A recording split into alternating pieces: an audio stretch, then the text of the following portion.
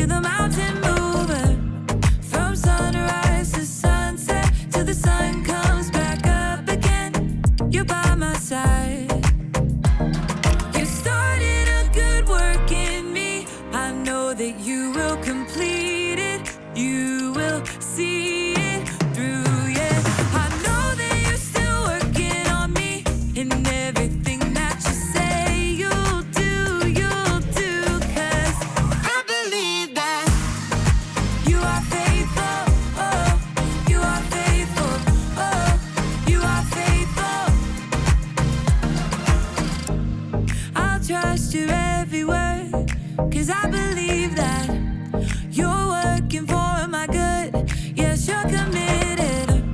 From sunrise to sunset, till the sun comes back up again. You're by my side. You started a good work in me. I know that you will complete it. You will see it through, yeah. I know that you're still working on me. And everything that you say you'll do, 'cause I believe that you are faithful, oh, you are faithful, oh, you are faithful. You are my hope, you are my future. You are the mountain mover. You are faithful. You are my hope, you are my future. You are the mountain mover. You are faithful. You started a good work in me. I know that you will complete it. You will see it through, yeah. I know that you're still working on me. And everything that you say you'll do, 'cause I believe that you are faithful, oh, you are faithful, you are faithful, oh, you are faithful, oh, you are faithful, oh, you are faithful.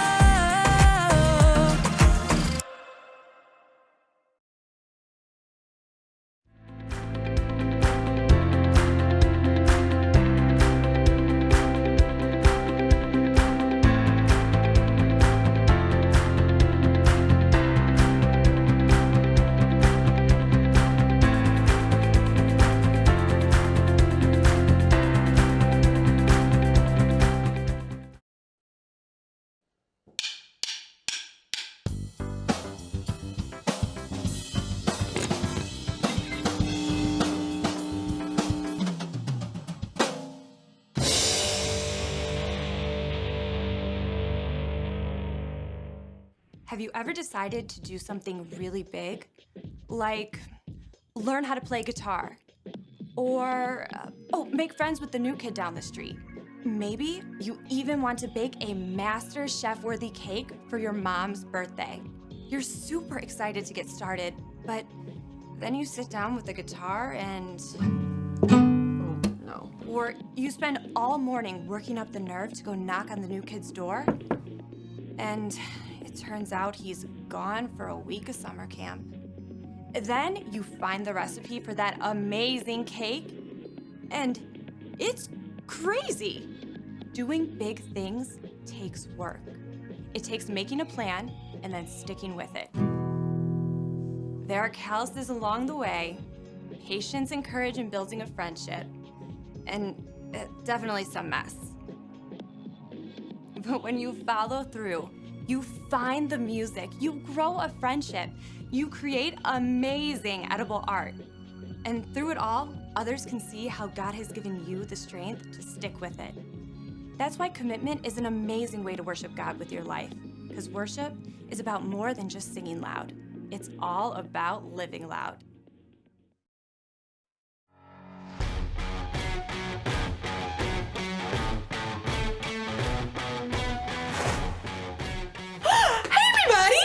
Erica, and I'm training for a 5K race. As you can see, I've been training all day, so as my grandma would say, I'm a little glowy.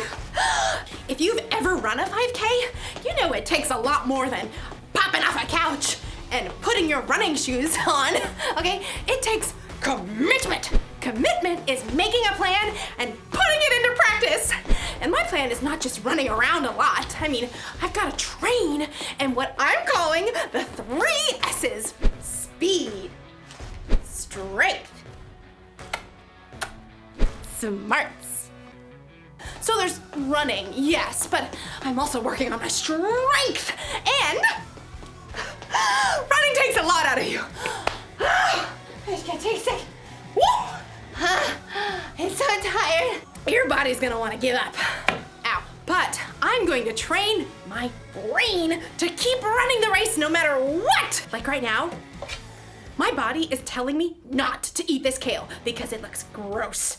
But my brain tells me that kale is good for giving my body energy. So, here goes. Come on, brain! I can't do it! I can't do it! Maybe I can find some easier ways to train my brain. In today's story, the Apostle Paul wrote about training for a different kind of race. No kale involved. What? No, no, no, no, no, no! The Bible. It's 66 books of history, stories, letters, and poetry that fit together to form God's one big story. The epic adventure of how He created us and loves us so much that He made a way to rescue us. As we travel through the Bible, from Genesis to Revelation, we discover people who met God and found their lives changed forever. Now, for an amazing story inspired by the book of 1 Corinthians, chapter 9, verses 24 through 25. Did you know that some writers of the Bible talk sports? Well, not every sport, but at least one that you are familiar with. Yep, running. Running has been around ever since God created people. In fact, the Apostle Paul uses running as an example in one of his letters to the church in Corinth. In a race, all the runners run, but only one gets the prize. You know that, don't you? So run in a way that will get you the prize. Now, Paul is talking about more here than just running, but first you have to understand what it takes to run a long race. Let's say you want to run a marathon. That's 26.2 miles. There's no way you can just hop up off the sofa where you've been playing video games for months and run that far. So, you need a plan. When I was preparing for my first marathon, I found this plan. I started training more than 4 months ahead of the race, and I started with just a few miles at a time. Once you've got a plan, well, then you gotta move. That means short runs, long runs, and cross-training to work other muscles and prevent injury. Next up, you've got to fuel. Plenty of water, of course. Plus, you need healthy carbs for your long runs like bananas. And maybe some spaghetti and meatballs. What's the last part of your training? Get ready for it. Rest. If you don't rest and let your body recover, you'll get burnt out or injured. The last few days before a marathon, you don't even run at all. Yeah, running a long race is no joke. But Paul says what we're doing right now, you and me, is even more important. All who take part in the games train hard. They do it to get a crown that will not last. But we do it to get a crown that will last forever. So I do not run like someone who doesn't run toward the finish line. I do not fight like a boxer who hits nothing but air. Paul packs a lot of weight into just a few sentences. Whether you planned it or not, we are all running a race right now. Okay, so that's a little crazy. Clearly, I'm standing here talking to you, and you aren't outside running laps either. But Paul is talking about a way of life, a journey. We're all focused on the finish line, life forever with Jesus, but in the meantime, every step along the way is important as we live out what matters most. Jesus reminded his followers, Love the Lord your God with all your heart and with all your soul. Love him with all your mind. Love your neighbor as you love yourself. Yep, love God, love others. That's what matters on this journey together. But just like you can't skip from jogging one lap around the school gym to running a 26.2-mile race, you're gonna need some practice. Your Love God, Love Others marathon needs a training plan. Now, none of us have it all figured out, but here are 4 important things to start with. In fact, you may already be doing some of them. First point, hear. God is the master teller of this amazing story. He's the author of this whole race, so the most important thing is learning to hear from God. That means digging into God's word and hearing the stories and wisdom from people who walked with him. And you can also hear from God from people around you in your life who know and follow him. Now, here's the second step in training for our Love God, Love Others marathon. Pray. Okay, when you hear pray, you might think, In nomine Patris et Filii et Spiritus Sancti. Truth is, you don't need fancy words to pray. You can talk to God anytime, anywhere, about anything, just like talking to your mom or your best friend. Now let's take a look at point 3 in our training plan. Talk. Hello out there! Tell other people what God has been up to in your life, what's changing, how you're learning to love others better. And here's the final point in your Love God, Love Others training plan. Live. Live for God. Let his love fill up every part of your life, at home, at school, at church, even when your dad makes you stop reading your book to play a game with your little sister. Hear, pray, talk, live.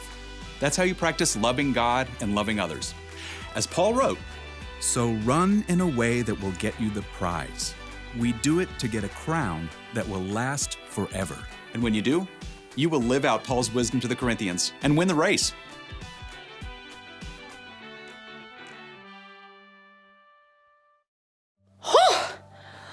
When the Apostle Paul wrote about running a race, it was about way more than a 5K. It was about life, because sometimes life can feel like a race. That's why we've got to train. We need to make a commitment to practice what matters most. Jesus taught that what matters most is to love God and love others. How do you do that? Well, you can start with these 4 words. Hear, pray, talk, and live. Hear. Hear from God. Pray. Pray to God. Talk. Talk about God. Live. Live for God. In the race of life, you can't always rely on your own strength. You'll need God's help and wisdom to keep running. It's not always going to be easy. You may even want to give up. But it's better to keep going, because loving God and loving others is the most important thing you will ever do. Here's the one thing to remember today. Keep practicing what matters most, loving God and loving others. This may come natural to you, or it may seem totally new. Whatever the case, just commit to training a little bit every day. It'll be good for you. I guess if I commit to training, I need to do what's good for me and try a little bit of kale.